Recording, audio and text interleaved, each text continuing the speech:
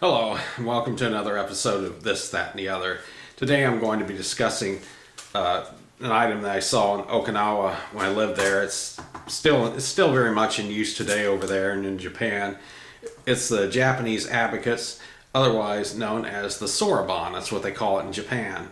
But here, I remember taking classes at Sukuran Elementary. Mrs. Tamaki taught. I took them on Fridays, and I did not remember how to calculate it now. This is about 40 years ago when I took these classes. But anyway, here's what it looks like. There's 21 rows of beads going down this particular one.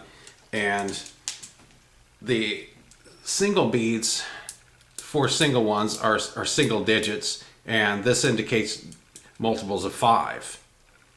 Like I said, I cannot remember how they do how the calculating was done, but I used to see people working in mom and pop stores that did pretty well with them calculating the prices a lot of times. A little history on the Soroban. It developed in Japan and derived from the Chinese suan pan and came to Japan around 1600. The beads that indicate the 5s are called godama, and the 4 lower beads that indicate singles are called inch dama. And they're divided by a reckoning bar, which is this silver bar right here. That's called the reckoning bar. And the basic models have 13 rods, but practical and standard models have 21, 23, 27, or even 31. Most are wood and are made of wood and have wood, metal, or rattan bamboo rods for the heads to slide on. Some models made outside of Japan, the beads can be made of marble, stone, or even plastic. Cost depends on what materials are used to make them. Despite calculators, they're still very much in use today.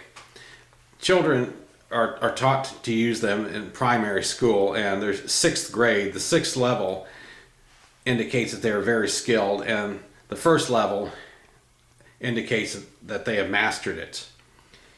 On November 12th of 1942, Soroban, a contest between a person with a Soroban and a person with a calculator, challenged each other to see who could add the fastest.